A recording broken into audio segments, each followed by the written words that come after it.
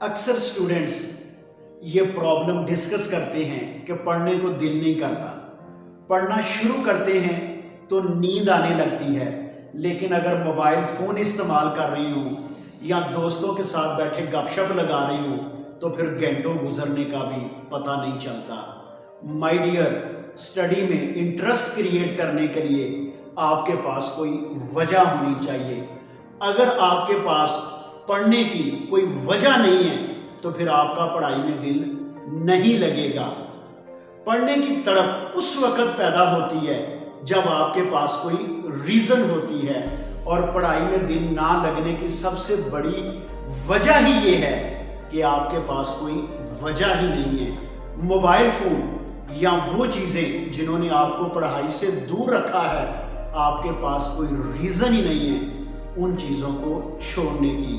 My dear, दुनिया में जितने भी लोग कामयाब हुए हैं उनके पास कोई ना कोई रीज़न थी एडिसन के पास, इसलिए तो वो 1000 से ज़ायद कोशिशों में नाकाम होने के बावजूद भी उसने हार नहीं मानी। एक रात एडिसन की वालदा को सीवियर पेन हुआ और उनको हॉस्पिटल शिफ्ट किया गया।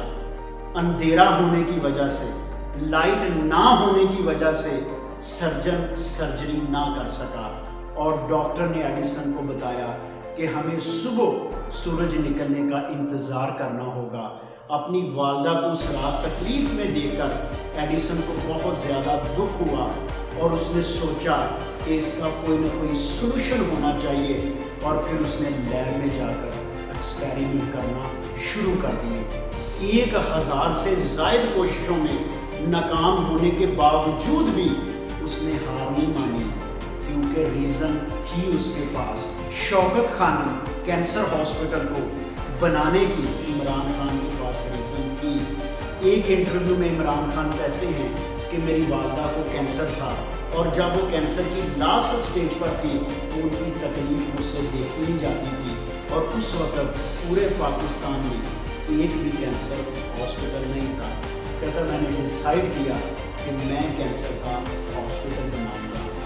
रीज़न चाहिए होती है रिस्पेक्टेड किसी न किसी काम को करने के लिए। अगर आपके पास रीज़न नहीं है तो फिर रीज़न ढूंढें, और अगर फिर भी नहीं मिल रही तो याद रखें, जब आप स्कूल और कॉलेज में आते हैं, आप अकेले स्कूल और कॉलेज में नहीं आते, आपके वालिदैन के ड्रीम्स भी आपके साथ स्कूल और कॉलेज में आते हैं। आपने कभी महसूस ही नहीं किया जब आप क्लासरूम के अंदर बैठे होते हैं, आप अकेले क्लासरूम के अंदर नहीं बैठे होते, आपके वालिदैन की आपसे जुड़ी हुई ख्वाहिशात भी उस क्लासरूम के अंदर आपके साथ बैठी होती हैं।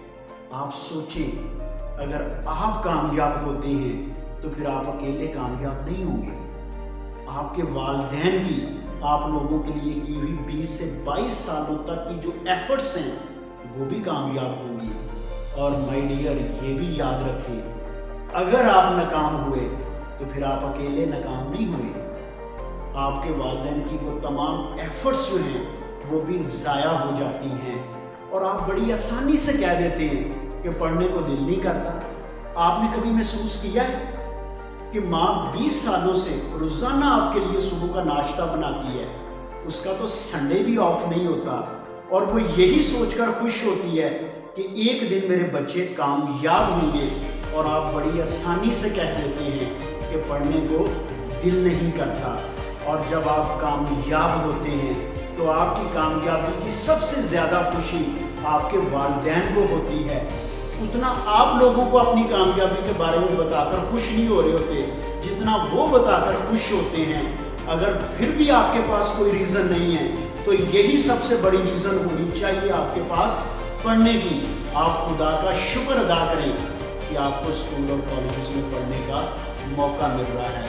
बहुत सारे आप जैसे ही हैं जिनके पास रिसोर्सेज ना होने की वजह से वो स्कूल और कॉलेजेस में पढ़ नहीं पाते, लेकिन अल्लाह आपको अपॉर्चुनिटी दे रहा है आगे बढ़ने की, और आप कहते हैं कल पढ़ूंगा, परसों पढ़ूंगा, और जब कल आती है फिर यही कहते हैं।